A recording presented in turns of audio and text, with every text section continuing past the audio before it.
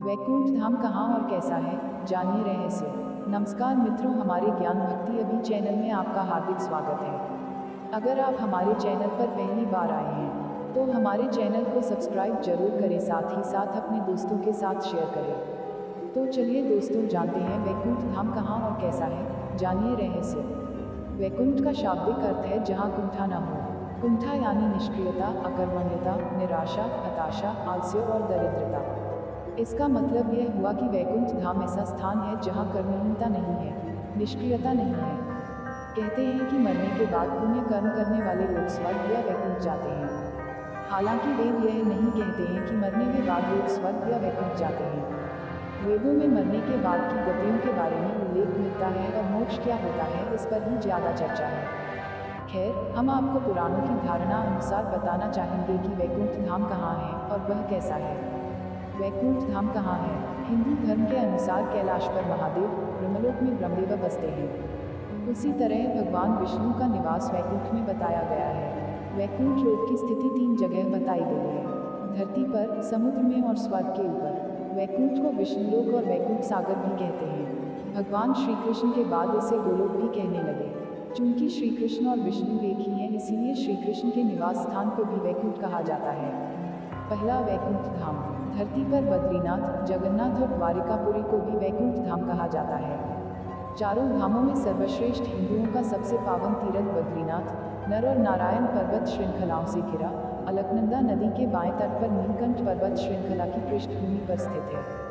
भारत के उत्तर में स्थित यह मंदिर भगवान विष्णु का दरबार माना जाता है।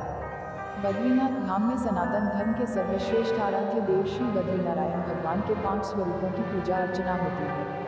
विष्णु के इन 5 रूपों को पंचबद्री के नाम से जाना जाता है: श्री विशाल बद्री, श्री योगध्यान बद्री, श्री भविष्य बद्री, श्री वृद्ध बद्री और श्री आदि बद्री। बद्रीनाथ के अलावा द्वारिका और जगन्नाथपुरी को भी वैकुंठ धाम कहा जाता है। कहते हैं कि सतयुग में बद्रीनाथ धाम की स्थापना नारायण ने की थी। त्रेता युग में की स्थापना स्वयं भगवान श्री राम ने की थी। द्वापर युग में द्वारिका धाम की स्थापना योगीश्वर श्री कृष्ण ने की और कलयुग में जगन्नाथ धाम को भी वैकुंठ कहा जाता है। पुराणों में धरती के वैकुंठ के नाम से अंकित जगन्नाथपुरी का मंदिर समस्त दुनिया में प्रसिद्ध है। ब्रह्म और स्कंद पुराण के अनुसार पुरी में भगवान विष्णु ने पुरुषोत्तम नीलमाधव के रूप में अवतार लिया था। दूसरा वैकुंठ धाम। दूसरे वैकुंठ की स्थिति धरती के बाहर बताई गई है। इसे ब्रह्मांड से बाहर और तीनों लोकों से ऊपर बताया गया है। यह धाम दिखाई देने वाली प्रकृति से 3 गुना बड़ा है। इसकी देखरेख के लिए भगवान के 96 करोड़ पार्षद तैनात हैं।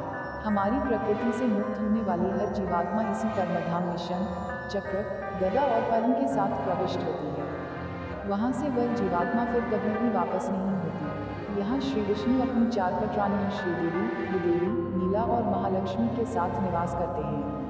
इसी वैकुंठ के बारे में कहा जाता है कि मरने के बाद विष्णु भक्त पुण्यात्मा यहाँ पहुँच जाते हैं। पुराणों के अनुसार इस वैकुंठ की स्थिति हमारे ब्रह्मांड के परे है। जीवात्मा जब उस वैकुंठ की यात्रा करती है तो उसको विदा देने के लिए मार्ग में समय के देवता, प्रहर के देवता, दिवस के देवता, रात्रि के देवता, दिन के देवता, ग्रहों के देवता, नक्षत्रों के देवता, माह के देवता, मौसम के देवता, पक्ष के देवता, उत्तरायण के देवता, दक्षिणायन के देवता, सभी तलोमातल, सुतर, पाताल आदि के देवता, सभी 33 कोटि के देवता पहले उसे पुनः किसी योनि में धकेलने का प्रयास करते हैं या वैकुंठ जाने देने से रोकते हैं। लेकिन जो जीवात्मा प्रभु श्री विष्णु की शरणागति होता है उसको ये सभी एकपाद विभूति के अंतिम सीमा तक जाते हैं और त्रिपाद विभूति के बाहर प्रवाहित होने वाली विद्या नदी के तट पर छोड़ देते हैं। इसी एकपाद विभूति में हमारा संपूर्ण ब्रह्मांड और सारे लोक अवस्थित हैं। इस एकपाद विभूति की सीमा के बाद शुरू होता है वैकुंठ धाम। पौराणिक मान्यता है कि इसी वैकुंठ धाम और एकपाद विभूति के मध्य विद्या नामक एक नदी बहती है। इस नदी से ही त्रिपाद विभूति शुरू होती है, जो वैकुंठ लोक है।